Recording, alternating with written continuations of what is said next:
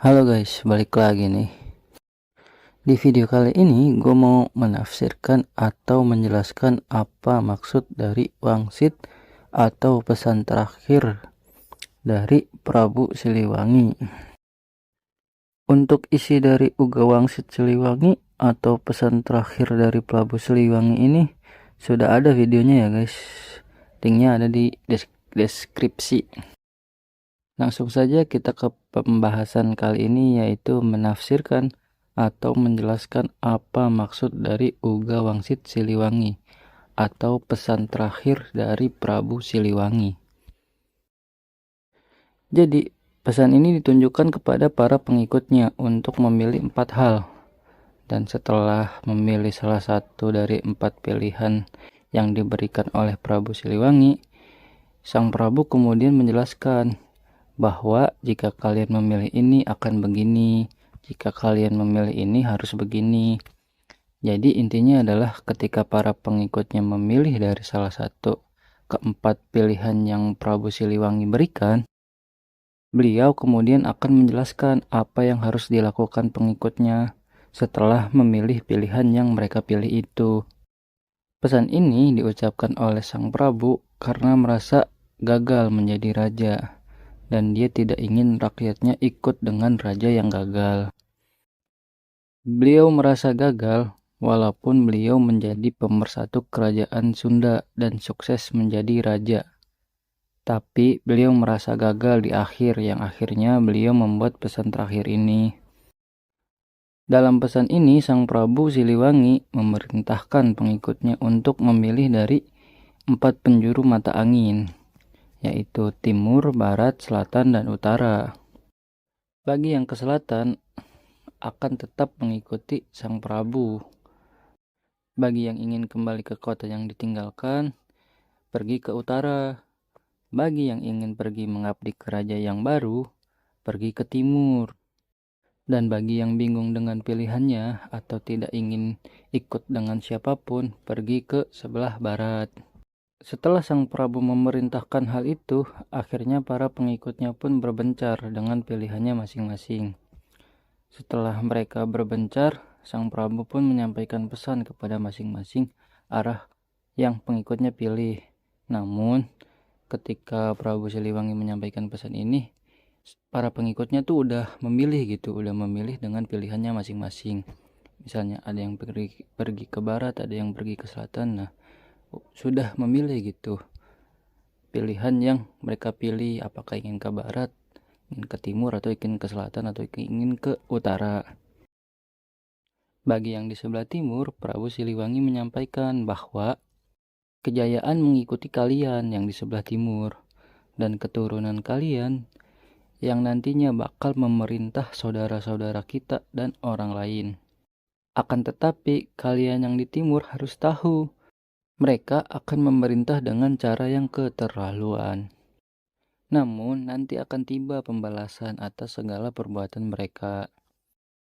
Jadi, untuk yang di sebelah timur ini akan mendapat kemakmuran di bawah pemerintahan raja yang baru. Dan keturunan dari pengikut Sang Prabu yang memilih ke sebelah timur ini akan menjadi pemimpin juga. Namun setelah menjadi pemimpin, mereka lupa bagaimana menjadi pemimpin yang benar, dan akhirnya memerintah dengan keterlaluan. Namun nanti akan ada balasan yang mereka terima atas apa yang mereka perbuat. Begitulah pesan untuk yang di timur ini. Untuk pengikutnya yang memilih sebelah barat, Sang Prabu menyampaikan pesan, carilah oleh kalian Ki Santang atau anak bungsu dari Prabu Siliwangi dan Nyai Subang Larang ini.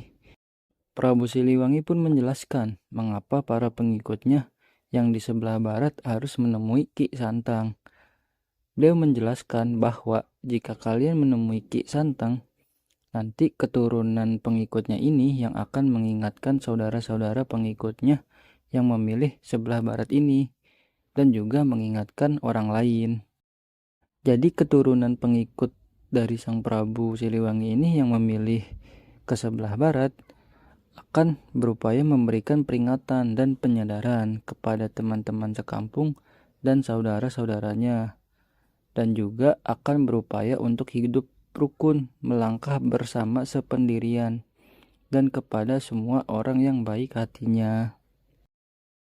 Prabu Siliwangi juga menyampaikan kepada pengikutnya yang memilih di sebelah barat ini, bahwa nanti suatu saat kalau di tengah malam dari Gunung Halimun terdengar teriakan minta tolong, nah itulah tandanya seluruh keturunan kalian dipanggil oleh Dia yang akan menikah di Lebak Cawene.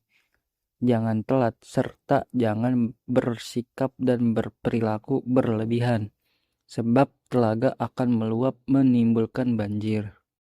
Menurut kami, pesan kalau di tengah malam terdengar minta tolong di Gunung Halimun adalah pesan untuk masyarakat untuk menjaga kelestarian Halimun atau Gunung Halimun, agar sang alam tidak murka atau meminta tolong untuk menghentikan kerusakan pada alamnya.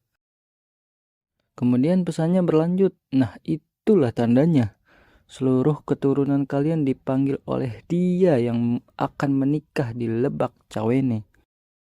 Jangan telat serta jangan bersikap dan berperilaku berlebihan, sebab telaga akan meluap menimbulkan banjir.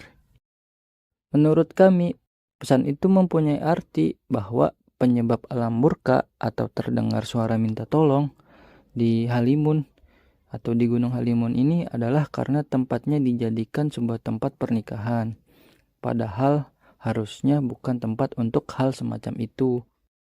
Maksud dari jangan telat serta jangan bersikap dan berperilaku berlebihan, sebab telaga akan meluap menimbulkan banjir, adalah pesan untuk pengikutnya yang memilih ke sebelah barat ini untuk jangan sampai telat atau kecolongan untuk menjaga alam agar alam tidak meminta tolong, dan jangan juga bersikap yang tidak atau bersikap berlebihan atau alam akan murka atau akan menimbulkan banjir gitu guys.